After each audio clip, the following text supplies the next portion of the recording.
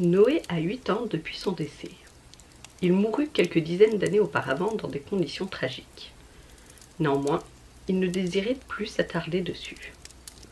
En revanche, il aimait bien se rappeler qu'après la mort de son corps, tout s'était passé facilement. À l'époque, étant donné son jeune âge, il n'avait pas bien compris ce qui lui arrivait. En proie à la peur, il était resté sur place, ne ressentant plus rien de toutes les sensations qu'il connaissait autrefois. Le temps passa, comme il put le voir de ses propres yeux. Pourtant, la notion ne l'atteignait plus comme avant. La faim et le sommeil n'existaient plus. Seuls les sentiments demeuraient réellement. Bien heureusement, une âme bienveillante vint le chercher, le rassurer et le guider. Reconnaissant, il exprima son intérêt pour l'aide qu'on lui apportait. Lui aussi voulait devenir un guide pour son prochain. Or, la demande en guide d'après-vie ne cessait d'augmenter. Le jeune garçon offrit donc sa bonne volonté avec 2 fois plus d'enthousiasme. Une majorité d'âmes connaissaient instinctivement la démarche à suivre après leur mort. Il ne devait pas s'en occuper. On le guida vers celle qui se bloquait, mais qui restait facile à convaincre. Ses premières missions furent donc de glorieux succès. Puis, plus son expérience s'enrichissait, plus les cas variaient. Arriva alors le temps des âmes difficiles. Celles qui sont dans le déni, celles qui refusent de le suivre, celles qui sont méfiantes. Celles qui demandaient le plus de patience restaient les âmes violentes. La catégorie réservée aux guides très expérimentés ou à d'autres entités plus puissantes était celle des âmes sous influence néfaste, que ce soit démons, bâtiments, âmes malfaisantes, objets, mauvais sentiments, etc. Noé ne recevait pas encore ce genre de mission par manque d'expérience. Fort heureusement. Un soulagement, cela le terrifiait. Ce genre de catégorie pouvait impacter les guides de leur méchanceté. Certains finissaient même par remettre en cause leur voix, ou pire, se perdaient. Actuellement, son rendez-vous suivant patientait près du lieu du crash de sa voiture. Il regardait son corps, dont le bras pendait par les nerfs. Le bras translucide imitait sa version matérielle. Noé ne paniqua pas de la situation. Les accidents de voiture restaient extrêmement fréquents, mais la rudesse du choc et de la séparation au corps matériel empêchait l'âme de se focaliser sur la suite. Le jeune garçon s'approcha de la personne avec délicatesse. Il s'agissait de ne pas l'effrayer malgré son avantage. En effet, le guide misait régulièrement sur son principal atout, son apparence enfantine. Elle rassurait la plupart des gens qui, parfois, voulaient prendre soin de lui. À partir de là, il lui facilitait la tâche pour les convaincre de l'écouter et de le croire. Puis, le guide pouvait l'accompagner directement. D'une manière générale, le nouveau mort devait lui détailler ce qu'il voyait afin que Noé lui indique la démarche à suivre. Occasionnellement, d'autres entités bienveillantes prenaient le relais. Le schéma variait en fonction de chacun. L'accidenté tourna son regard vers l'enfant, remarquant immédiatement sa présence. Par des gestes simples, Noé lui fit comprendre quelle était leur nature actuelle. Il sembla l'accepter. Un voile d'inquiétude passa néanmoins sur son visage. Et maintenant? Cette question revenait tellement de fois. Le garçon cherchait à l'imposer au décédé, car c'était un bon signe. Ils intégraient la situation et comprenaient qu'il y avait une suite. Le guide questionna alors la personne sur ses possibles convictions religieuses dont dépendrait sa progression. Il n'en avait aucune. « Que vois-tu » lui demanda le jeune garçon. « Une lumière. Plusieurs personnes semblent s'y reposer, réfléchir, étudier. » Noé leva les mains. « Dans quelle direction vois-tu cela » L'âme tendit le doigt. Le garçon exécuta une série de gestes. Il voulait vérifier que cette vision ne cachait pas quelques pièges. Il n'y avait pas d'illusion. « Tu peux y aller en toute sécurité. On t'aidera une fois là-bas. » L'âme s'y dirigea sans poser plus de questions. Ce cas-là appartenait aux plus faciles à traiter. Ils acceptaient, écoutaient et plaçaient leur confiance facilement. Au suivant. Le guide dut attendre sur le lieu de la mort quelques minutes matérielles. Malheureusement, il devait supporter la violence de la scène. La prochaine âme se faisait tuer par un proche, ce qui l'a forcé à affronter la trahison avant de mourir. Noé connaissait peut-être une explication à la situation. Son travail consistait à être le premier guide des âmes directement après leur mort.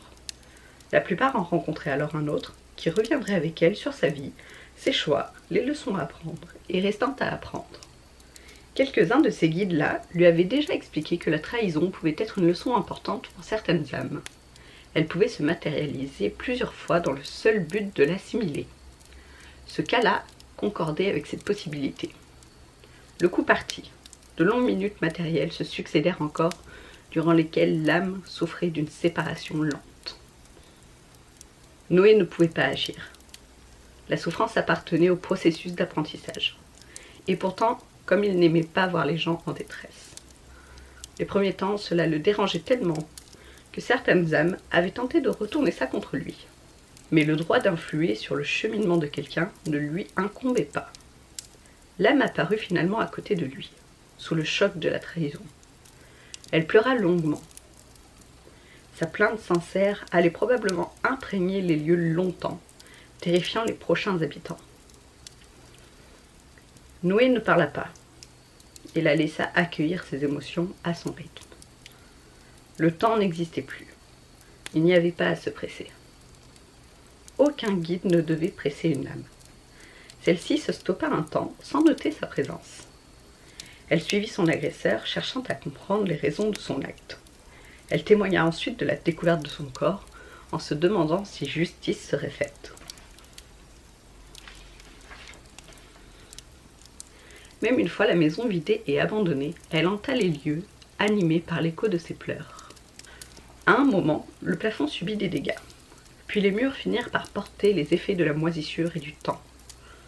La demeure se transforma en ruine, petit à petit. L'âme resta tout de même encore et encore, ne se souciant même plus de la notion de justice. Seuls ses sentiments la gardaient dans ces lieux. Soudainement, l'âme chercha à sortir de sa solitude. Et Noé l'attendait pour répondre à son besoin. Il prit le temps de la rassurer et de recevoir son appréhension. Cette fois-ci, il put guider l'âme en personne jusqu'à la suite. D'ordinaire, il ne pouvait pas, mais pour ce cas spécialement, on jugea cela nécessaire. Le guide continua ainsi son œuvre avec une mort naturelle. L'âme devait avoir eu un certain temps pour se préparer et voir venir la prochaine étape. Ses esprits ne cherchaient pas spécialement à comprendre. Ils attendaient surtout de voir la suite pour l'expérimenter. Noé rencontra donc une dame âgée qui le remarqua directement. « Ah non !»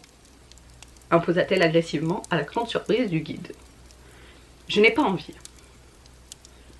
Pourquoi ?» questionna-t-il. « Je voulais vivre encore des dizaines d'années et faire plein de choses. » Vous estimez donc que vos 96 années de vie matérielle n'ont pas suffi? Votre corps vous a soutenu jusqu'à tard. Vous êtes chanceuse. Je m'en fiche. Je veux y retourner. C'est une possibilité. Il faudra voir avec un guide où vous en êtes dans votre parcours spirituel. Des conneries. Je veux y retourner maintenant et grimper l'Everest. Ramenez-moi. Il peut être difficile, je m'en fiche. Ramenez-moi immédiatement. Mais, tenta Noé, je n'ai pas ce pouvoir, moi. Qui êtes-vous alors? Qu'est-ce que vous me voulez? Je viens pour aider à entamer une après-vie. Je viens voir ce qui vous correspond pour vous diriger vers cette voie.